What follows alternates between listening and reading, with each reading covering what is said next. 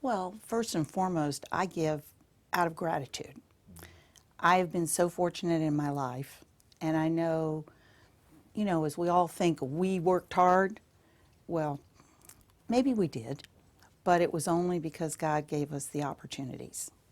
And I am a believer that you give back. Acts says it's more blessed to give than receive. I have a hard time being humble when somebody does something nice for me. I say thank you. I have great joy in giving. And I think that's the reason. I'm grateful. I'm joyous. I've had a lot of opportunities in life that I know came to me from some source other than myself. And I'm assuming that it was God who did it. So it's important. It's important to give back. And I laugh. I know two passages. Acts, it's more blessed to give than receive. And Corinthians, God loves a cheerful giver.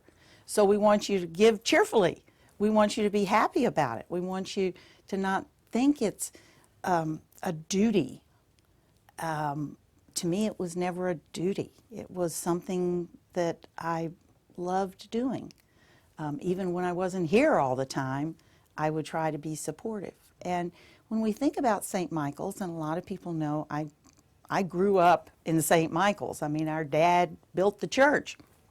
My brothers were the first children baptized at St. Michael's by Father Quigley when he got here. So, that's the only church home that I've ever known. And when I think about how time has progressed for St. Michael's, and at one point we had a lot of families that were very involved and were very financially secure, and we probably had a lot more money than we have today.